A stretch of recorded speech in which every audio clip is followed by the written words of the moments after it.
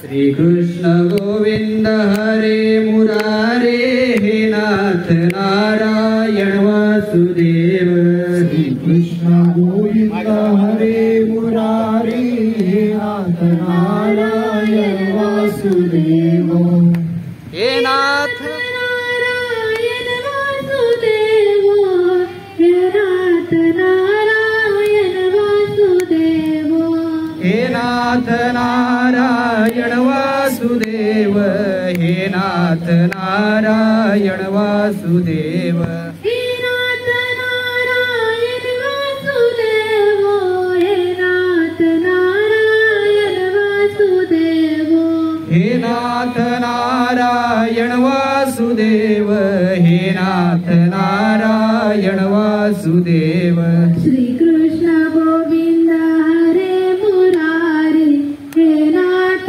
नारायण वासुदेव श्री कृष्ण गोविंद हरे मुरारी हे नाथ नारायण वासुदेव पुंडली गौरदेव हरी विठ्ठल श्री ज्ञानदेव पंढरीनाथ भगवान की जय माऊली ज्ञानेश्वर महाराज की जगद्गुरु संत तुकाराम महाराज की जय शांती ब्रह्म एकनाथ महाराज की जय सच्चिदानंद श्रीपाद बाबा की जय सच्चिदानंद रामदास बाबा की जय अवधूत हनुमंत बाबा मोरे महाराज की जय वैकुंठवासी हरिभक्त पारायण हनुमंत बाबांची जय अवधूत चिंतन श्री गुरुदेव दत्त गोपाल कृष्ण भगवान की जय मोरे बनी सब संतन की जय गणपती बाप्पा मोरया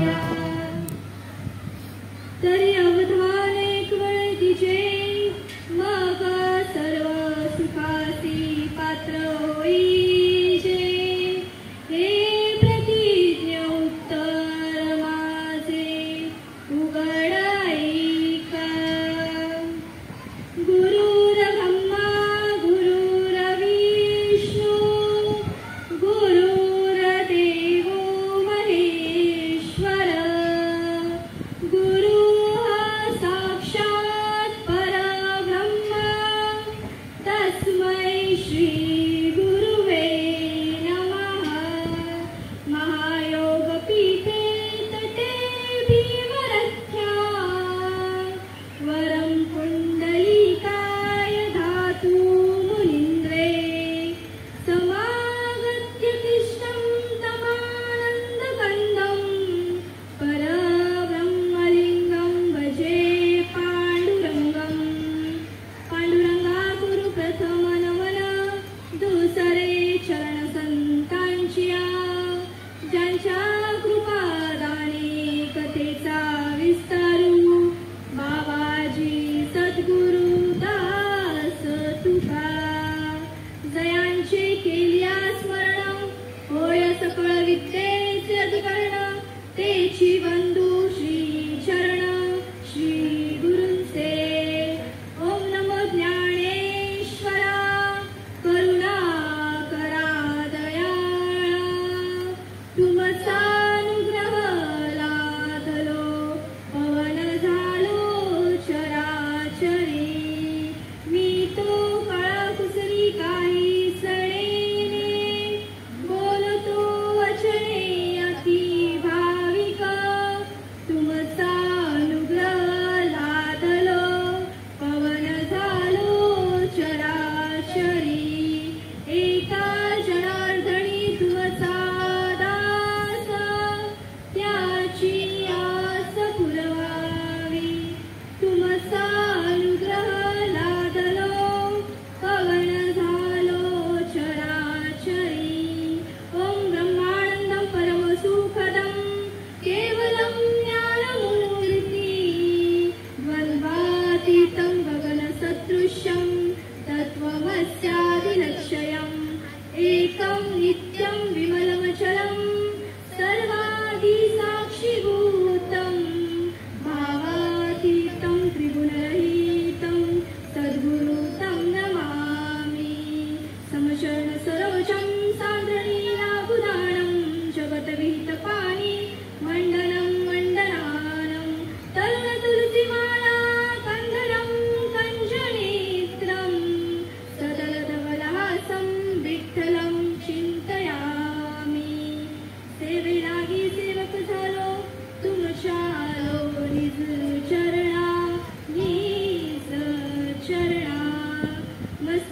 पायावरी या वारकरी संतांच्या, या वारकरी संतांच्या.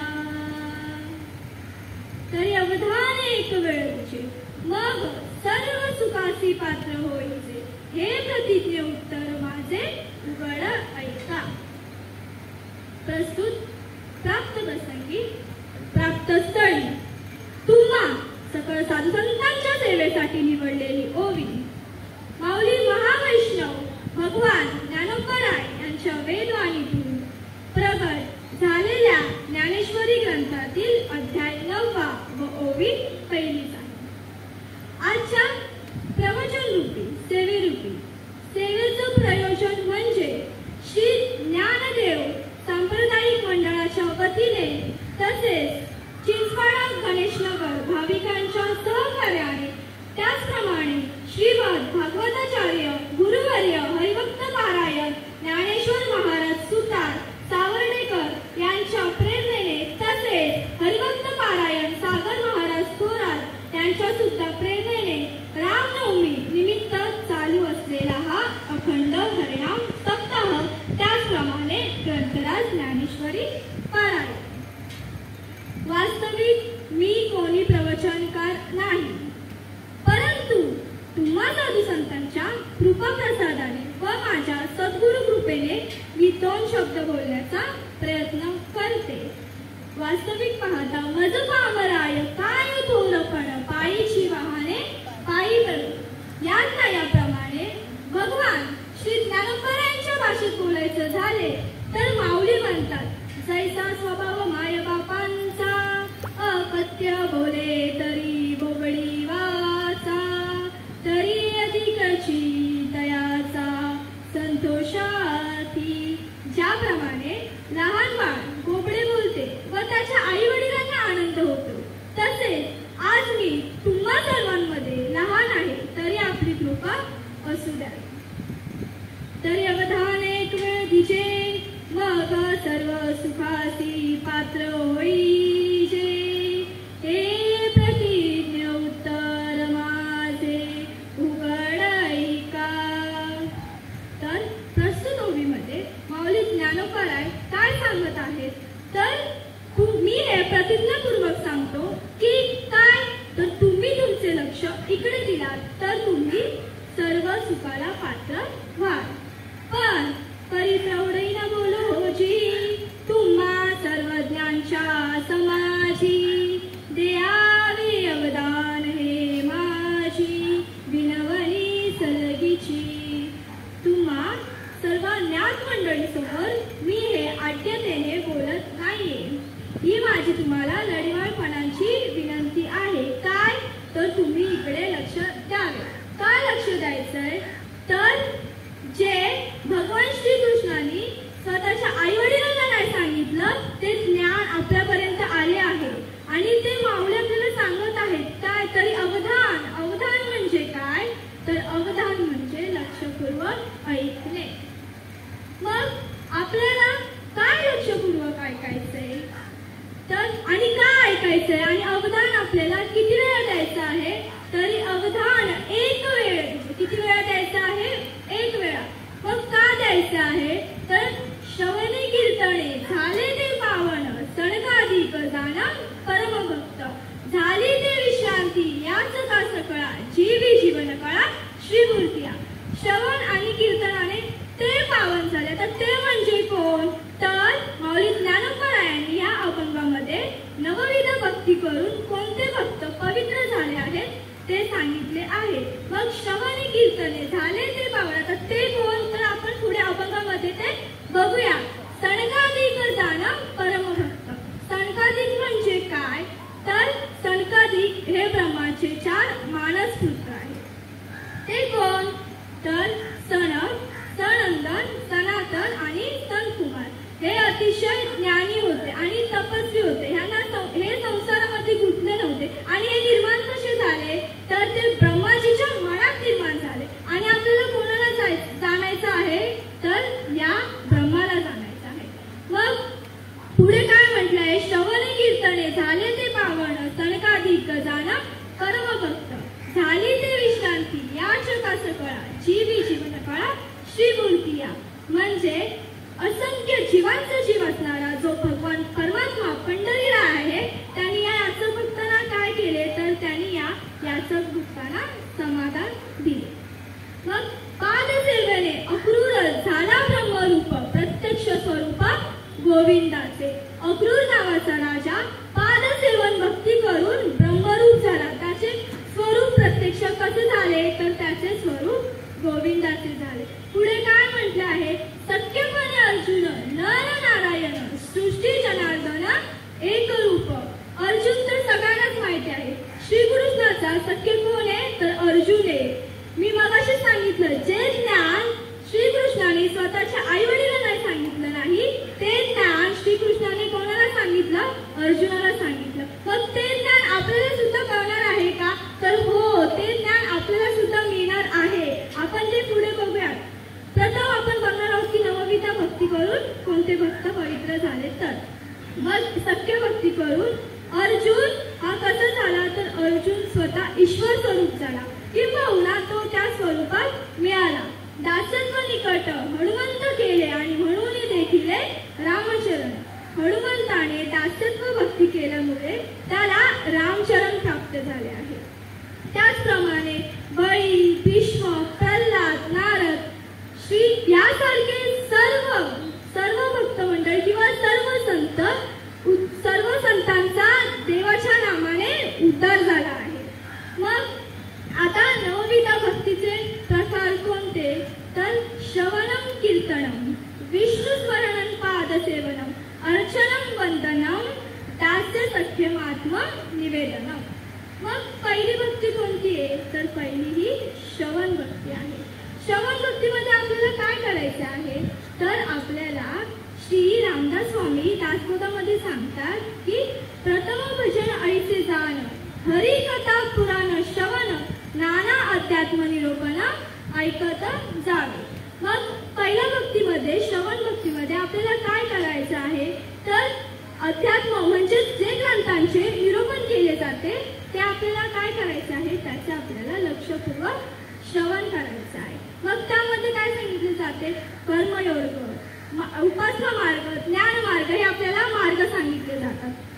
मग हे मार्ग काय तर कर्म मार्ग म्हणजे काय तर कोणत्याही फळाची अपेक्षा न करता आपल्याला आपले कर्म करीत राहायचे आहे. आपल्याला ईश्वराची सेवा करायची आहे. फक्त दुःखात नाही तर सुखात सुद्धा ईश्वराची सेवा करायची आहे. देवाचं नाव आठवायचं आहे का आपण काय करतो तर आपल्यावरती जेव्हा दुःख येतं तेव्हाच आपण भगवंताला शरण जातो. इतर वेळी आपण भगवंताला शरण जात नाही. परंतु आपल्याला असे करायचे नाहीये. आणि कर्मयोग का करायचा आपल्याला कर्ममार्ग जो आहे तो आपल्याला का साधायचा आहे तर ईश्वराची कोणत्याही फळाची अपेक्षा न करता सेवा केली तर आपोआपच मनुष्य जन्म हा आपल्याला भेटला आहे ना त्यापासून आपण मुक्त होतो. आपण कोणत्याही बंधनात अडकत नाही. म्हणून आपल्याला सांगितलं आहे कर्म मार्ग. दुसरा काय आहे तर उपासना मार्ग. उपासना मार्ग म्हणजे काय तर ध्यान, जप, प्रार्थना हा झाला उपासना मार्ग. मग ज्ञान मार्ग काय तर माऊली ज्ञानोपराय तिसऱ्या अध्यायामध्ये सांगतात, देख परमात्मा सुख निदान साधा वयायोगी जन जेन विसंगती अंजन उन्मेष नेते. जे धावत्या कर्माची लाणी नैष्य कर्मे भोगाची खाणी, जे भुकेली या धनी साधनांची, जेथ प्रवृत्ती पांगुळ झाली तर्काची दिती गेले तेथ इंद्रिय विसरली विषय संतू, जेथ मनाचे मनपणे गेले बोलाचे बोलके मन केले जया माझी सापडले नय्य दिसे, जेथ वैराग्याचा पांगू फुटे विवेकाचाही सोसू फुटे मग न पाहता सहज भेटे आपण पे. म्हणजे काय ह्या ओवीमध्ये माऊली ज्ञानोबरांनी काय सांगितले आहे तर ज्या ठिकाणी कर्माची प्रवृत्ती थांबते मी कर्म करीत नाही अशी ज्याची दृष्टी होते ना त्याला आपोआपच काय होतं तर आपोआपच त्याला आत्मज्ञान प्राप्त होतं. म्हणून आपल्याला हा ज्ञान मार्ग साधायचा आहे. दुसरी भक्ती काय आहे तर दुसरी भक्ती आहे कीर्तन भक्ती.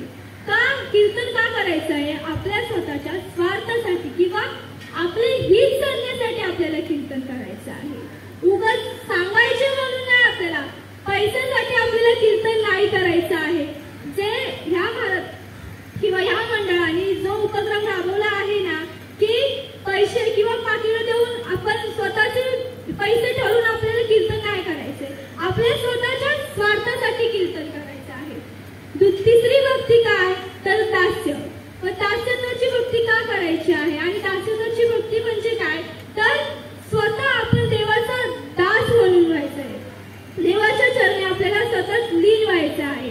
चौथी भक्ती काय आहे तर विष्णू स्मरण. विष्णू म्हणजे काय तर भगवान परमात्मा आहे आणि स्मरण म्हणजे काय तर नाम आहे. विष्णू स्मरण म्हणजे काय करायचं आपल्याला नामस्मरण करायचं आहे. मग नामस्मरण का करायचं आहे तर आज काय आहे, आज रामनवमी. मग राम म्हणजे प्रभू रामचंद्रांचाच एक प्रसंग पाहायचा झाला तर जेव्हा रामेश्वरामध्ये रावणाशी युद्ध चालू होते, म्हणजे रावणाने सीताला जेव्हा पळवून नेले होते, तेव्हा लंकेपर्यंत पोहोचण्यासाठी जो सेतू पूल बांधायचा होता, तेव्हा प्रभू रामचंद्राच्या भक्तांनी पत्थरावरती राम लिहिल्यावरती ते पत्थर पाण्यात तरू लागले. ते पाण्यात बुडाले नाही, परंतु श्री प्रभू रामचंद्रांनी तो पत्थर पाण्यात टाकला तर काय झाले, तो बुडाला. का बुडाला तर त्यांच्या भक्तांच्या नामस्मरणामुळे तो पत्थर पाण्यात तरला, परंतु प्रभू रामचंद्रांचा पत्थर तरला नाही. समजलं म्हणजे नाम हे किती महत्वाचं आहे ना, ते आपण स्वतः घेतल्यावरच आपल्याला समजणार आहे. जेव्हा आहे ना आपण परत पुन्हा जन्माला येणार ना, तेव्हा आपल्याला नामस्मरण करणार आहे. नामस्मरण का करायचं आणि नाम का घ्यायचं ते. आता अर्चन भक्ती म्हणजे काय तर नाना प्रकारची वस्त्रे अलंकार ही देऊन जी भक्ती केली जाते ती अर्चन भक्ती आहे. बरोबर. दुसरी काय सख्य भक्ती. सख्य भक्ती म्हणजे काय, जी अर्जुन आणि श्रीकृष्णाची होती ती सख्य भक्ती आहे. बरोबर. आणि आता दुसरी भक्ती काय तर आत्मनिवेदन. आत्मनिवेदन ही सगळ्यात महत्वाची भक्ती आहे. का तर यामध्ये आपल्याला स्वतःला देवाचे स्वरूप जाणून घ्यायचे आहे. मग आता आत्मनिवेदन भक्ती आपल्याला करायची आहे. ती कशी करायची आहे तर आपल्याला ही भक्ती कोण दाखवणार आहे, आपल्याला ही भक्ती संत दाखवणार आहे.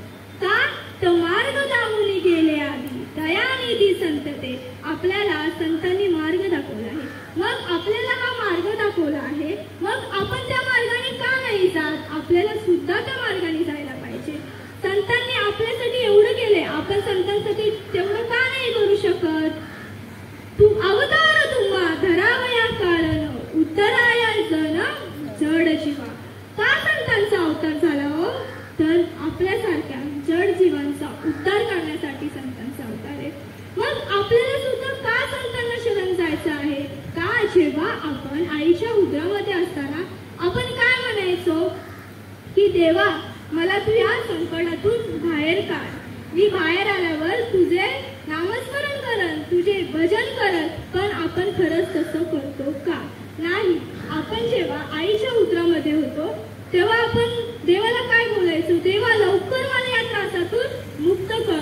एक वेळ करी या दुःखा वेगळे आणि दुरितांचे जाळे उगवून आठवीन पाय हा माझा नवस. खरंच आपण जो देवाला नवस केलेला आहे आपल्या आईच्या पोटामध्ये असताना, तो नवस आपण आठवतो का. कोण आहे मनुष्य जाती सर्वात स्वार्थी जात आहे असं म्हणायला खरंच अर्थ नाही, म्हणजे खरंच हरकत नाहीये. आपण मनुष्य जन्म असा नाही की स्वतःच्या स्वार्थासाठी सगळ्या गोष्टी करतो, पण म्हणजे आपल्या लोकांना कळत नाही की आपला खरंच स्वार्थ कशात आहे.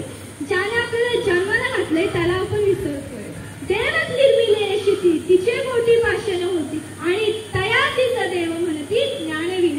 आपण म्हणजे ज्या देवाने ही सृष्टी निर्माण केले आपण त्याचे नाही भजन करत, आपण काय तर एका पाषाणाला पुजतो आहे. हा देव चराचरामध्ये भरला आहे, असं नाही की देव कुठेच नाही, देव चराचरामध्ये भरलाय, पण आपण का आपण फक्त त्या पाषाणापुरती त्या लिमिटेड आपण देवाची भक्ती करतोय. काय करतोय आपण देवाला नैवेद्य ह्या सगळ्या गोष्टी करतोय. जे आपल्याला करायचं नाही ती गोष्ट आपण करतोय. आपल्याला काय करायचंय, आपल्याला स्वतःला देवाशी समर्पण करायचं आहे, पण आपण ते करत नाहीये. वास्तविक पाहता याच गोष्टीची संत आहे. संतांनी किती तरी त्रास सहन केला आहे आपल्यासाठी, पण आपण काय करतो करतोय, आपण काहीच करत नाहीये. देवासाठी आपल्याला किती केलं पाहिजे. एवढं माऊली ज्ञानेश्वर महाराजांचे प्रसंग तर सगळ्यांना माहिती, किती त्रास सहन केला माऊलींनी. आणि आपल्याला त्या नकाची सुद्धा सर नाही म्हणायला हरकत अजिबात नाहीये. का आपण काय त्रास सहन करतोय हो? हे आपल्या मुलांचा संसार, हे संसार लग्न आपण ह्याचेच बघतोय. हा त्रास आहे, हा त्रास नाहीये. आपल्याला संतांचा त्रास म्हणजे कितीतरी लोकांनी संतांना एवढा त्रास दिला आहे, तरी सुद्धा संतांनी आपला विचार करून एवढा आपल्या हातात आयुष्य आणून दिलाय. आपल्याला काय करायचंय म्हणजे अमृताने भरलेलं जे ताट असतं ना, अमृतरूपी जेवणाने ते ताट आपल्यासमोर वाढवून ठेवलेलं आहे संतांनी. आपल्याला फक्त ते घेऊन खायचंय. म्हणजे तो घास आपल्या तोंडाजवळ आणून ठेवलेला आहे संतांनी, तरी सुद्धा आपल्याला कळत नाही. का कळत नाहीये? आपण विषयांना गुंतलो आहे म्हणून कळत नाही. आपल्याला आतून जाण आहे का? तर माऊली ज्ञानेश्वर 9व्या अध्यायातच म्हणतात, पाहे पा दूध पवित्र आम्ही गोड पासी त्वचेची या पदार्थ परी अवेलून गोचिड अशुद्ध कायना सेवली. म्हणजे गायीच्या कासेजवळच दूध आहे, परंतु गोचिड काय करते? ते पवित्र दूध सोडून रक्ताचे सेवन करते. किंवा चिखलामध्ये जो बेडूक असतो आणि कमळ कुठे उगवते? तर कमळ सुद्धा चिखलातच उगवते. पण बेडूक आणि कमळ हे एकाच ठिकाणी असतात, परंतु त्या कमळातला मकरंद कोण खातो? तर भ्रमर खातो. पण त्या बेडकाला त्या कमळाची चव सुद्धा कळत नाही. का कळत नाही? तर त्याला त्याची रीत माहित नाही. तशी आपल्याला सुद्धा नावाची रीत माहित नाहीये. आणि परत एका दारिद्र्याच्या घरी सोन्याने भरले सोनं असतं, सोनं, परंतु त्याला माहित नसतं की आपल्या घरामध्ये सोनं आहे. का माहित नसतं? तर त्याच्याकडे त्याला जाणण्याची रीत नाहीये. तशीच आपल्याकडे सुद्धा रीत नाहीये. मग ही रीत आपल्याला कोण लावले? तर संत आधीच म्हणजे संत आपल्याला सांगून गेले आहे. ती रीत सगळे कितीतरी ग्रंथ संतांनी लिहिले आहेत. समोर माझ्या पुढेच आहे ती ज्ञानेश्वरी. या ज्ञानेश्वरीचं वाचन ना त्याला सगळं कळतं, परंतु नुसतं पारायण करायचं म्हणून पारायण अजिबात करायचं नाही. का? 7 दिवसाचं सप्ताह आणि त्यामध्ये नुसतं पारायण करायचं. आपल्याला तसं करायचं नाही. काय समजतं आपल्याला त्याचं? जगाच्या कल्याणात संतांची विभूती, काय विभूती आपल्याला समजत आहे. आपण त्यामागे नुसता पैसा का? पण आपण आपलं भांडार सांगत नाही, आपण संतांचं सांगतोय. तरी सुद्धा आपण असं का करायचं? काय बघतो आपण? ह्यात आपला स्वार्थ बघतोय. स्वार्थ आपला आलाच पाहिजे. परमार्थामध्ये स्वार्थ नाही पाहिजे. परमार्थामध्ये कसला स्वार्थ पाहिजे? देवाला प्राप्त करण्याचा स्वार्थ पाहिजे. दुसरा पैशासाठी किंवा जगभर कीर्ती व्हावी म्हणून झाडाची गोसावी असं नाही पाहिजे आपल्याला. का आपली जगात कीर्ती व्हावी म्हणून आपल्याला कीर्तन प्रवचन करायचं नाहीये. मग काय सांगितलं आहे की पाहे पा दूध पवित्र आणि गोड. म्हणजे गायीच्या कासेजवळच दूध आहे, परंतु गोचिडीला ते माहित आहे का? तर नाही. किंवा तैसा हृदयामध्ये मी रामू असता सर्व सुखासया रामू की घालतासी कामू विषयावर. म्हणजे काय? तर राम कुठे हो?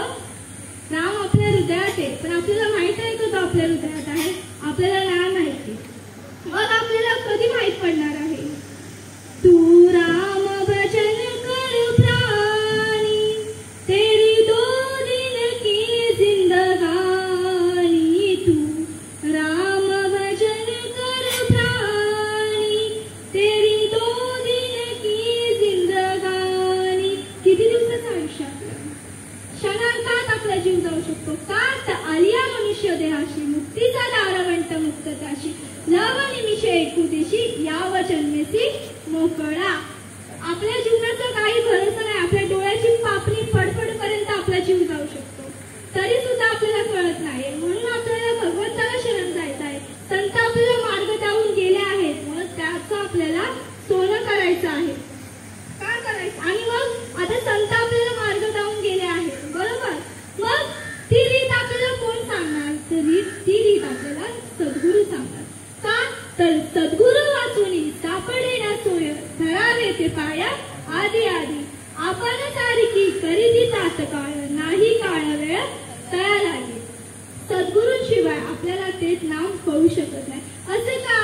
तर नामदेव महाराजांचा प्रसंग पाहायचा झाला तर नामदेव महाराजांच्या ताटात जेवणाचा किंवा त्यांच्या कीर्तनात देव नाचत होता. नामदेव कीर्तन करी पुढे देव नाचे पांडुरंग. म्हणजे नामदेवाच्या कीर्तनात देव नाचत होता किंवा नामदेवाच्या हातून देवाने नैवेद्य सुद्धा खाल्ला होता, तरी सुद्धा नामदेवांना देव समजला होता का? तरी सुद्धा नामदेवरायांना देव समजला नव्हता. जेव्हा नामदेवरायांनी सद्गुरू केले किंवा सद्गुरूंनी नामदेव महाराजांवर कृपा केली तेव्हा त्यांना देव समजला. तसेच आपल्याला सुद्धा सद्गुरू करायचे आहेत. सद्गुरू कसे करायचे आहेत? भोंदूबाबासारखे सद्गुरू आपल्याला नाही करायचे आहेत. आज खरे सद्गुरू सुद्धा आहेत. कुणाला नाम घ्यायचं असेल ना तर त्यांनी आपण सहज विसरावं. आहेत ना सद्गुरू? फक्त भोंदूबाबा पैसा उकळण्यासाठी सद्गुरू नाहीयेत. म्हणजे तू माझ्या पायाजवळ राहा, मी तुझी काळजी घेईन, हे असे सद्गुरू नसतात. वास्तविक पाहता सद्गुरूलाच आपल्या लेकराची काळजी असते. समजा, म्हणून आपल्याला सद्गुरूंना शरण जायचं आहे. मग सद्गुरूंना शरण गेल्यावर काय होणार आहे? तर सद्गुरू म्हणजे काय? तर सद म्हणजे सत्य, हु म्हणजे गुह्य आणि रू म्हणजे रुजवणार. म्हणून आपल्याला जे सत्य आहे, जे गुह्य आहे आणि ज्याची आपल्याला अनुभूती आणून देतात असे जे सद्गुरू आहेत आणि म्हणूनच आपल्याला सद्गुरूंना शरण जायचे आहे. बरोबर? मग सद्गुरूंना शरण जायचे आहे तर काय करायचे आहे? म्हणजे सद्गुरूकडे गेल्यावर सद्गुरू आपल्याला लगेच नाम देतात का? तर नाही. पहिली गोष्ट, सद्गुरू आपल्याला त्या भगवान परमात्म्याची ओळख करून देतात आणि हळूहळू मग आपण सुद्धा ते स्वरूप होऊन जातो. ते स्वरूप कोणतं? तर ते स्वरूप आपण पुढे बघणार आहोत. परंतु आपल्याला सद्गुरू काय करायचे आणि सद्गुरू आपल्या आयुष्यात येऊन काय करतात? जेणे भ्रांतीपासून हिरतले गुरु वाक्य म्हणत उतरे. मग काय? तर आत्मस्वरूपी घातले हारून या. म्हणजे आपली आत्मशुद्धी करून आपल्याला ते ज्ञान स्वरूप प्राप्त करून देतात आणि ते ज्ञान स्वरूप प्राप्त झाल्यावर आपण सुद्धा ह्या मनुष्य जन्मातून मोकळा होतो. म्हणून आपल्या आयुष्यात सद्गुरूंची गरज आहे. वास्तविक पाहता आपण आपल्या सद्गुरूंची उपमा कोणा दुसऱ्याशी करू शकतो का? तर नाही करू शकत. का करू शकत नाही? कारण की सद्गुरू स्वरूप कसे निखळ आहे ते आपल्याला कधी समजलं नाही. कधी समजणार? आपण जेव्हा त्या गोष्टीमध्ये पूर्णपणे लीन होऊन जाणार ना तेव्हा सद्गुरूंची आपल्याला खरी किंमत कळणार आहे. मग नामदेवरायांना सुद्धा सद्गुरू करावे लागले. म्हणजे ते नामदेवराय सुद्धा कोण होते? देव होते. मग देव स्वतः नामदेवरायांच्या हातून नैवेद्य खातोय. मग नामदेवराय सुद्धा किती मोठे होते, तरी पण त्यांना सद्गुरू करावेच लागले. किंवा चांगदेव महाराजांचा दृष्टांत पाहायचा झाला तर चांगदेव महाराज हे किती वर्ष जगले होते हो? तर 1400 वर्ष हे चांगदेव महाराज जगले होते. कशाच्या बळावर? तर योगाच्या बळावर. पण तरी सुद्धा त्यांना मुक्ताबाईला शरण जावं लागलं. त्यांच्याकडे 14 वर्ष जगण्याची कला होती किंवा त्यांनी तो त्या योगाला जाणून घेतलं होतं. परंतु तरी सुद्धा चांगदेव महाराजांना सद्गुरू करावे लागले. चांगदेव म्हणे आजी जन्म आलो आणि गुरुपुत्र झालो मुक्ताईचा. म्हणजे चांगदेव महाराज सुद्धा सद्गुरूंना शरण गेले. चांगदेव महाराज ज्ञानेश्वर महाराजांना किंवा माऊली या सगळ्या 4 भावंडांना भेटायला येताना कशावरती आले होते? तर स्वतःच्या अहंकाराने वाघावरती बसून आले होते. पण काय शेवटी ते शरण कोणाला गेले? तर मुक्ताबाईला शरण गेले. म्हणून आपल्या जीवनात सद्गुरूंची खूप गरज आहे. कारण म्हणजे ज्याप्रमाणे पत्नीला आपल्या पतीशिवाय संसार करणे अवघड आहे किंवा ते आपण म्हणायला गेलो ते शक्यच नाही, ते पॉसिबलच नाही. सांगा, कोणती पत्नी आपल्या पतीशिवाय संसार करू शकते का? किंवा पत्नी आपल्या जे नवऱ्याचं नावाचं मंगळसूत्र आपल्या गळ्यात घालते, जर पतीच नसेल तर त्या मंगळसूत्राला काय अर्थ आहे का? तसेच आपल्या जीवनात सुद्धा जर आपण परमार्थिक नसू किंवा आपल्याला सद्गुरूंची ओळख नसेल, आपल्याला आपल्या स्वस्वरूपाची ओळख नसेल तर आपल्या जीवनाला सुद्धा अर्थ नाहीये. आत्मज्ञान ज्याला न कळल्याने जर दृष्टी त्या गोष्टी करू नये. ज्याला आत्मज्ञान समजत नाही त्याने दुसऱ्या कोणतीच गोष्टी करू नये. का करू नये? अरे तू कोण आहेस? तुझा जन्म का झालाय? तू कुठून आलायस? हे तुला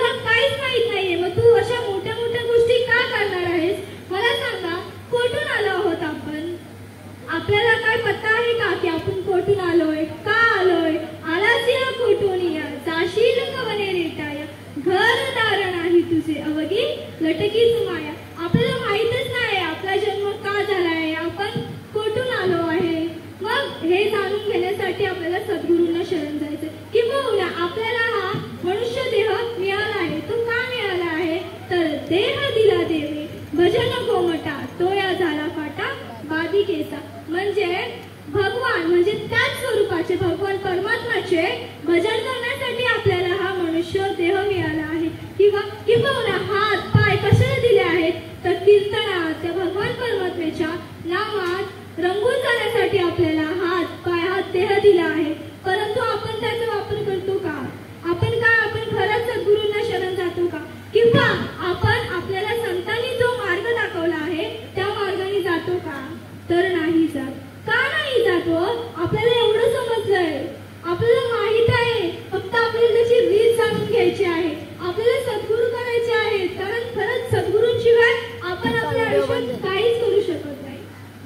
म्हणून आपल्याला सद्गुरू करणं गरजेचं आहे. बरोबर. मग सद्गुरू केल्यावर ते आपल्याला आत्मस्वरूपाची ओळख करून देतात. मग काय, तरी अवधान एक वेळ दिजे. अवधान म्हणजे काय, तर हे सगळं तुम्ही कसं ऐकायचं, तर लक्षपूर्वक. मग त्याचप्रमाणे जेव्हा सद्गुरू आपल्याला ते नाम सांगतील ना, ते नाम सुद्धा आपण लक्षपूर्वकच ऐकायचं आहे. कारण त्या नामानेच आपण उतरून जाणार आहोत आणि खरंच त्या नामाची आपल्या जीवनात अत्यंत गरज आहे. कारण हा काळ कधी जाईल, म्हणजे हा मनुष्य देह कधी जाईल सांगता येत नाही. म्हणून आपल्याला भगवान परमात्म्याचे नामस्मरण करायचे आहे. मग आता काय, तर तरी अवधान एक वेळ तुझी, मग सर्व सुखाचे पात्र व्हायचे. सर्व सुख म्हणजे कोणतं सुख, आपण जनरली बघतो ते सुख का, म्हणजे मी चांगल्या कामाला राहावं किंवा माझ्या मुळावालांना सेट करून मी नंतरला मोकळा, हे सुख आहे का, तर हे सुख नाहीये. मग खरे सुख काय आहे, हे खरे सुख आपल्याला केव्हा समजणार, जेव्हा आपण सद्गुरू करणार किंवा आपण संतांना शरण जाणार, सद्गुरूंना शरण जाणार, तेव्हा हे आपल्याला खरं सुख कळणार आहे. मग हे खरं सुख काय, तैसा मी एक वाचून काही, मग भिन्न भिन्न आण नाही, सोहम बोधे जयाच्या ठाई तो अनन्य होय. म्हणजे हे काय आहे, तर हेच आपलं खरं स्वरूप आहे, हेच खरं सुख आहे. मग हे खरं सुख काय, तर किंबहुना सोय जीव आत्म्याची नाही आणि तेथे जे होय तया नाम सुख. म्हणजे जीवाची आणि शिवाची भेट झाल्यावर तेथे जे होतं त्याला काय आहे, त्याला सुख म्हटलं आहे. ते खरं सुख आहे. पैसा, संपत्ती, मुलं बाळ हे खरं सुख नाहीये. आणि आपल्याला काय वाटतं, आपल्याला तेच खरं सुख वाटतंय. किंवा आपण जेव्हा आपला देहांत होतो तेव्हा आपल्यासोबत काय येतं, आपल्यासोबत काहीच येत नाही. आपण जन्माला येताना सुद्धा काय घेऊन आलो होतो का, किंवा जाताना तरी आपण काय घेऊन जात आहे, काहीच घेऊन जात नाही. मग मी तर म्हणते, आपण जन्माला येताना सुद्धा काही घेऊन येत नाही, जाताना सुद्धा काही घेऊन जात नाही. मग आपल्याला अहंकार कोणत्या गोष्टीचा आपल्याला अहंकार आहे. आपल्याला सुद्धा कोणत्या गोष्टीचा अहंकार नाही पाहिजे ना. जे आपलं नाही त्या गोष्टीला धरून आपण अहंकार करणे चांगली गोष्ट आहे का, जे आपलं नाही त्या गोष्टीला धरून अहंकार करणे ही अजिबात चांगली गोष्ट नाहीये. म्हणून आपल्याला अहंकार रहित वीर सद्गुरूंना शरण जायचं आहे, संतांना शरण जायचं आहे. वास्तविक पाहता आज रामनवमी आहे. मग आता मी सांगितलं, दास्यत्व निकट हनुमंत केले आणि म्हणून देखील रामचरण. काय केलं हनुमंतानी निकट दास्यत्व केले आणि म्हणूनच त्यांना रामचरण प्राप्त झाले. बरोबर. आणि जो रामेश्वरामध्ये जो सेतू पूल बांधला तो म्हणजे प्रभू रामचंद्राने एकट्याने बांधला का, तर नाही. प्रभू रामचंद्रांच्या स्वतःच्या भक्तांच्या भक्तीमुळे तो सेतू पूल तयार झाला आहे. म्हणून आपल्याला राम राम जपायचं आहे. राम राम कितपर्यंत जपायचं आहे, जोपर्यंत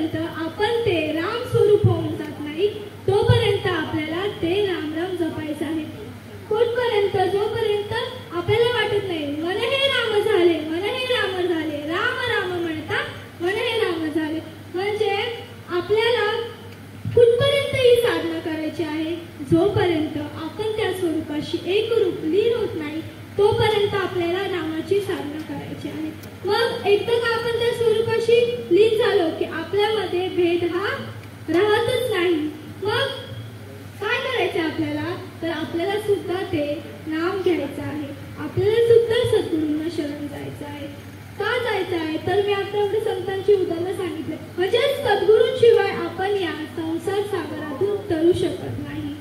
आपल्याला जर या संसार सागरातून तरून जायचं असेल तर आपल्या जीवनामध्ये सद्गुरूंची अत्यंत गरज आहे. बरोबर. मग हे झालं सद्गुरूंचं झालं. संत, मग संत आपल्याला कसे भेटणार हो, तर कोटी जन्माची पुण्य संपत्ती जरी असेल आयती गाठी तैच जोडेल माझ्या संतांची संगती. म्हणजे आपल्याकडे सुद्धा कोटी जन्माची पुण्य संपत्ती असावी लागते तरच आपल्याला संतांची भेट घडते. बहु अवघड आहे संत भेटी आणि परी जग जेती करुणा केली.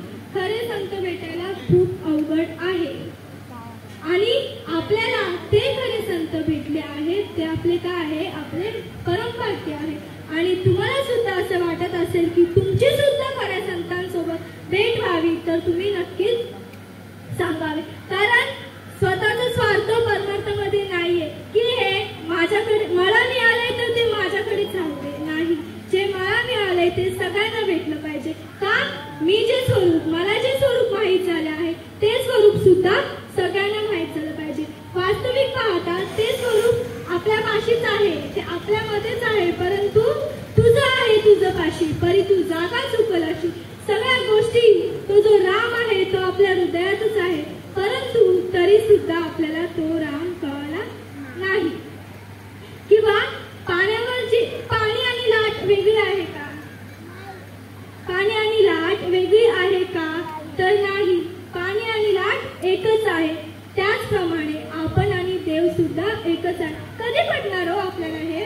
इंचनाने सगळ्यांना सांगायला गेलं की मी आणि देव एकच आहे किंवा आपण सगळे एकच आहोत, ते काय बोलतील, तुला काय वेळ लागलाय का, हे असं कुठे असतं का? म्हणजे त्यांचा जरा सुद्धा देवावर विश्वास नाहीये. का नाहीये, तर त्यांना नाही समजलंय. ते खरी किंमत आपल्याला नाही समजली आहे.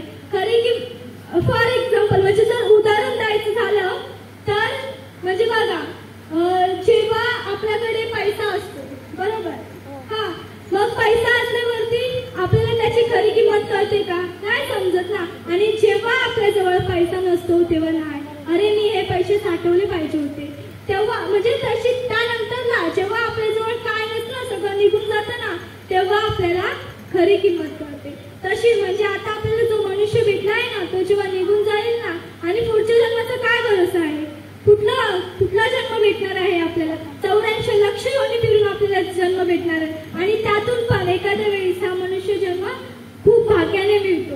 आणि मी तर म्हणते, तुम्हाला काय भरोसा आहे हो या जिंदगीचा, काय भरोसा आहे आयुष्याचा, तुम्हाला काय माहित आहे हो की तुम्हाला हा पुढचा जन्म भेटणार आहे. तो आपण जे सगळं कमवतोय, का कमवतोय आणि कोणासाठी कमवतोय, काय आहे आपलं, काहीच नाहीये आपलं. आपण म्हणजे मनुष्याला इतका भरोसा झालाय की हा मी आता आहे तर मी पुढच्या जन्मी पण येणार. काय माहिती आहे तुला पुढच्या जन्माचं, कितीतरी योनी फिरून आपल्याला जन्म भेटतो. मग आता आलायच ना मनुष्य जन्माला, तर घे ना सार्थक करून. परत तुला काय म्हणजे मनुष्य जन्म हा काय आहे, गोल्डन चान्स आहे, गोल्डन चान्स, आणि तो परत भेटत नसतो. मनुष्य जन्म अनमोल आहे, अनमोल. आपल्याला समजते का, ते नाही समजते. मग कधी समजणार, आपल्याला समजलं पाहिजे, ही तर गोष्ट समजलं पाहिजे. मनुष्याला दुसऱ्या वायफळ गोष्टी करायला टाइम आहे, वेळ आहे, मग या गोष्टी करायला का वेळ नाहीये. कीर्तनाला जायचं, प्रवचनाला जायचं म्हटलं की नाही, अरे आज मी ऑफिसवरून लेट सुटणार आहे, किंवा आज मला इकडे जायचं आहे, तिकडे जायचे. का, म्हणजे ज्याने ही पृथ्वी निर्माण केली, ज्याने आपल्याला हे जग दाखवले, ज्याने आपल्याला जन्माला घातले आहे, त्यालाच आपण विसरतोय. का विसरतोय, नाही विसरायचं आपल्याला देवाला. आपण कधी देवाची आठवण काढतो, जेव्हा आपण दुःखात असतो तेव्हाच देवाची आठवण काढतो, असं आहे का? मग देवाची तेव्हा दुःखामध्ये आठवण काढल्यावरती देव येणार आहे का? म्हणजे दुःखात असल्यावर देवाची आठवण करावी आणि सुखात असल्यावर करू नये. कोणी सांगितलंय असं? सांगितलंय कोणी आपल्याला? असं नाही करायचं आपल्याला. सुखामध्ये जर आपण आपल्याला भगवंताला शरण जायचंय. का तर आपण स्वतःला जेवढं समर्पण करू ना तेवढं आपल्याला रिटर्न मिळणार आहे. पण आपल्याला रिटर्न भेटण्याची अपेक्षा नाही करायची आहे. का तर बघा मी आता सांगितलं कर्मयोग का आहे तर आपल्याला कोणत्याही फळाची अपेक्षा नाही करायची. फळाची अपेक्षा केली की काहीच नाही होऊ शकत. आपल्याला फळ म्हणजे अहंकार नाही. आपल्याला कोणत्याही फळाची अपेक्षा न करता कर्म करायचं आहे. कुठपर्यंत देश काळ वस्तू भेद मावळला आहे आत्मनिर्वाळाला विश्वकार. जोपर्यंत आपला ईश्वरकार आपली समदृष्टी होत नाही, जशी माऊलींची दृष्टी झाली आहे विश्वाची माझी गरज, तशी दृष्टी आपली जोपर्यंत होत नाही तोपर्यंत आपल्याला परमार्थ करायचा आहे. मग आपल्याला जे साध्य करायचं तिथपर्यंतच परमार्थ करायचं आहे का आणि त्यानंतर सोडून द्यायचं आहे का तर नाही. म्हणजे आपल्याला मरेपर्यंत आपलं मरण आहेच नाही. आपल्याला जन्म पण नाही आणि मरण पण नाही, काहीच नाही. आपल्याला काय आहे आपण जन्माला आलो बरोबर. आपल्याला काय नाव होतं का आपल्याला काहीच नाव नव्हतं. मग जेव्हा आपल्या आई वडिलांनी आपलं नाव ठेवलं तेव्हा आपलं कुठेतरी एक नाव झालं. किंवा कुठे देहावरती लिहिलं आहे का की माझे नाव ज्ञानेश्वरी आहे. लिहिले कुठं असं आहे दाखवा मला. जर कुठे लिहिलं असेल की माझं नाव हे आहे आणि माझं नाव ते आहे, अजिबात लिहिलं नाही. आपण ते तत्व आहे. आपण कोण आहे? आपण रामस्वरूप आहे. मग आपल्याला कधी समजणार आहे ते रामस्वरूप? आपल्याला सुद्धा ते रामस्वरूप समजून घ्यायचं आहे. आपण काय करतो वाराला देव का म्हणून प्रत्येक वाराला देव वेगळे आहेत का? देव वेगळे आहेतच नाही. देव एकच आहे. आपल्याला आसनी शयनी देवाला आठवायचं आहे. का तर धनवाडी काय म्हणतात तर देव कुठे आहे? देव ह्या सर्व सृष्टीमध्ये आहे. जगामध्ये ब्रह्म दिसे उघडे म्हणजे जगामध्ये ब्रह्म कसे उघड तरी पण आपल्याला दिसत नाही. ते कधी दिसणार? जेव्हा आपल्यावर सद्गुरूंची कृपा होणार ना त्यानंतरच आपल्याला ते तत्व समजणार. वास्तविक पाहता ते तत्व आपल्यामध्येच आहे पण आपल्याला समजत नाहीये. म्हणून आपल्याला काय करायचंय तर संतांना सद्गुरूंना शरण जायचंय. मग शरण जायचे म्हणजे काय नुसतं शरण जायचं आहे का तर नाही. काया वाचा मनोभावाने आपल्याला त्या देवाला त्या संतांना सद्गुरूंना शरण जायचंय. त्याशिवाय आपल्याला परमार्थ कळणारच नाही. परमार्थ करायचा म्हणून करायची गोष्ट नाहीये. जोपर्यंत आपला जीव आपण त्यामध्ये ओतत नाही ना तोपर्यंत आपल्याला परमार्थ कळू शकत नाही. आणि खरंच आपल्याला हा परमार्थ कळून घ्यायचा आहे. वास्तविक पाहता आज इन जनरल पूर्ण जगामध्ये बघायला गेलं ना तर खंत वाटते. का तर काय चाललं आहे? आपण म्हणतो की रामनवमी किंवा म्हणजे उदाहरण घ्यायचं झालं तर शिवजयंतीच आपण एकदा उदाहरण घेऊया ना. शिवजयंती आपण साजरी करतो बरोबर. साजरी करतो पण आपण करतो काय? डीजे लावून नाचतो. खरंय काय? हा असा आहे परमार्थ. कीर्तनामध्ये काय नाचायचं म्हणून नाचायचंय का आपल्याला तर नाही. आपल्याला त्या स्वरूपाशी लीन व्हायचंय. आपल्याला त्या स्वरूपाशी एकरूप व्हायचंय. आपल्याला ते स्वरूप समजून घ्यायचंय. उगाच करायचं म्हणून करायचं नाहीये. किंवा गळ्यामध्ये हाय तेवढ्या तुळशीच्या माळा घालायच्या आणि आपली हाऊस फिरली की त्या माळा काढून टाकायच्या. मी तर म्हणते संतांनी यांना शिव्या दिल्या आहे. हे बरोबर आहे का तुमचं वागणं? म्हणजे तुम्ही गळ्यामध्ये माळा कशाला घालता? का मी माळकरी आहे मी वारकरी आहे हे सांगायला? काय भेटणार आहे तुम्हाला जगाला दाखवून? मी हे करतोय मी ते करतोय मी देवाला अन्नदान करतोय हे करतोय ते. अरे तू अशी किती तरी अन्नदान कर. तुला काय भेटणार आहे त्यातून? तुला काहीच भेटणार नाही. तू अन्नदान कर नाही तर अजून काही कर. तू जोपर्यंत त्या स्वरूपाला जाणून घेत नाहीस ना तोपर्यंत तू शून्य आहेस. खरंच शून्य आहे का? शून्य नाहीये. आहे शून्य. आपण करायचं म्हणून करायचं नाहीये. आपल्याला ते समजलं पाहिजे. आता मी मागासपासून बोलते ते स्वरूप पण ते स्वरूप मला माहिती. तुम्हाला कसं माहित पडणार? आणि ते स्वरूप जर तुम्हाला माहित पडायचं असेल तर तुम्हाला सुद्धा सद्गुरूंना शरण जाणं अत्यंत महत्वाचं आहे. त्याशिवाय तुम्हाला काहीच कळणार नाही. ज्याप्रमाणे दही दुधापासूनच दही होतं ना तसंच परमार्थ आहे. म्हणजे ज्याप्रमाणे आपण जर आहे ना परमार्थाला किंवा संतांना शरण गेलो ना म्हणजे वास्तविक पाहता आपण समजा आपण दुधाचं उदाहरण घेलं. दूध लास्ट कितीपर्यंत होतं? तुपापर्यंत त्याची प्रक्रिया होते. नंतर त्या तुपापासून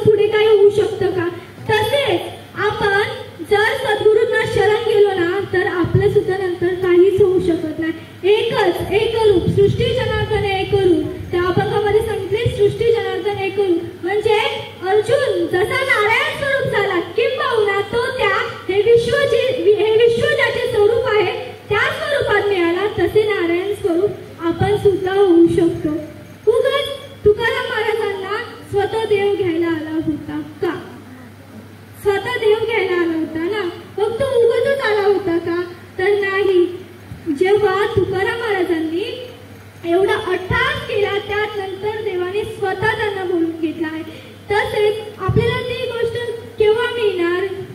आपल्याला देवाकडे नाही जायचं, देवाने आपल्याला बोलवून घेतलं पाहिजे, देवाची आपल्यावर कृपा झाली पाहिजे, तेव्हा आपल्याला ते नाम समजणार आहे. मग आपण देवाने बोलवपर्यंत वाट बघायची आहे किंवा कोणी फोर्स करतपर्यंत आपल्याला थांबायचे आहे का? तर नाही. आपल्याला स्वतःहून त्याचा शोध घ्यायचा आहे. शोध घेतल्यानंतर ना आपल्याला सर्व सापडतं. ते म्हणतात ना, काखेत कळसा आणि गावाला वळसा. तसं नाही झालं पाहिजे. म्हणजे कळसा कुठं असतो? काखेतच असतो. तसं काही हृदयामध्ये राम कुठे आहे? आपल्या हृदयातच आहे. आणि आपण शोधतोय कुठं? जगभर शोधतोय. म्हणजे आपल्या जवळ आहे आणि आपल्याला माहीतच नाही, म्हणून आपल्याला त्याचा नीट शोध घ्यायचा आहे. आपल्याला ते स्वरूप आपल्यामध्येच आहे, पण आपल्याला समजत नाही. मग समजत नाही तर असं मग असं समजा कोणी भेटलं आणि त्याने विचारलं की काय झालंय रे तुझा अभ्यास? काय नाही, चालू आहे. सगळं कसं चालू आहे? अरे काय चालू आहे? काय चालू नाही? सगळं बंद आहे. तुम्हाला माहीतच नाही काय चालू आहे आणि काय बंद आहे ते. समजलं? वास्तविक पाहता मनुष्य जीवनात काय खरे आहेच नाही. काय खरे हो? सगळं खोटच आहे. जेव्हा आपण हे स्वरूप समजून गेलं ना, तेव्हा आपल्याला खरं खोटं लगेच समजणार. म्हणून आपल्याला त्या स्वरूपाला जाणून घ्यायचे आहे. मग नुसतं स्वरूप जाणून घ्यायचं आहे का? तर नाही. त्या स्वरूपाशी आपण सुद्धा लीन होणं तेवढंच गरजेचं आहे. मग मी सांगितलं ते सुख काय आहे, तरी अवधान एक वेळ तिचे, मग सर्व सुखाची पात्र होईचे. हे प्रतिज्ञा उत्तर माझे उघड ऐका. व ते सुख कोणतं आहे, तर किंबहुना सोय जीव आत्म्यासी लायक तेथे जे होय तया नाम सुख. म्हणजे जीवाची आणि शिवाची भेट झाल्यावर तेथे जे होतं त्याला काय म्हटलं आहे? सुख म्हटलंय. मग आता मी सांगते त्याला सुख म्हटलं आहे. ते तुम्हाला समजते का हो? कधी समजणार तुम्हाला? जेव्हा तुम्ही सुद्धा सद्गुरू कराल, संतांना शरण जाल, सद्गुरूला शरण जाणार, तेव्हाच तुम्हाला ते स्वरूप समजणार. मग तुम्हाला सुद्धा त्या गोष्टीची उत्कंठा लागली पाहिजे. म्हणून आलिया संसारा उठावे गुगरा शरण जा उतारा पांडुरंगा. देह एकाळाचे धन कुबेराचे, येते मनुष्याचे काय आहे? देता निर्विता नेता निर्विता, येते मनुष्याची सत्ता काय आहे? इथं मनुष्याची सत्ता काहीच नाही. देणारा देतो, घेऊन जाणारा घेऊन जातोय. आपले काय आहे? म्हणून या आपल्याला मनुष्य जन्म हा भेटला आहे, त्याचा आपल्याला सार्थक करायचा असेल तर आपल्याला सुद्धा सद्गुरूंना, संतांना आणि परमात्म्याला शरण जायचं आहे. किंबहुना आपल्याला या तिन्ही गोष्टी आता संत, सद्गुरू आणि परमात्मा या आपल्याला आता वेगळ्या वाटत आहेत. पण जेव्हा आपण सद्गुरूंना शरण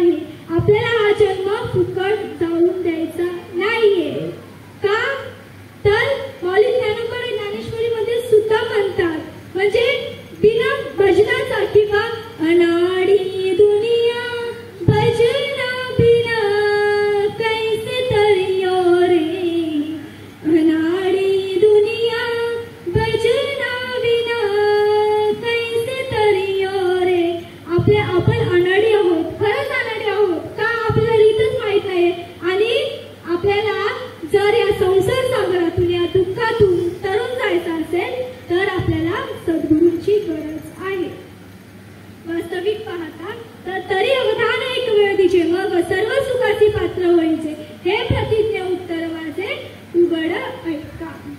तर या ओवीमध्ये काय सांगितलेलं आहे की तुम्हाला तुमचे अवधान इकडे द्यायचे आहे का, जे मी सांगत आहे ते तुम्हाला ऐकायचे आहे.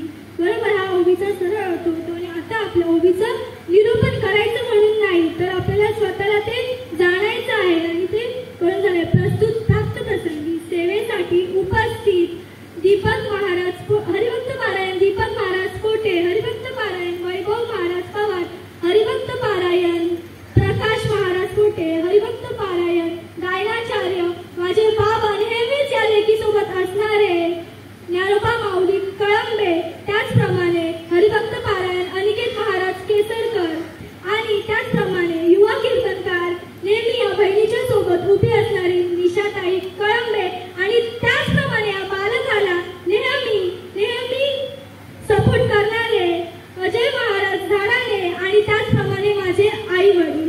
वास्तविक पाहता चुकून कोणाचे नाव घ्यायचे राहिले असेल तर तुम्ही मला समजून घ्यावे.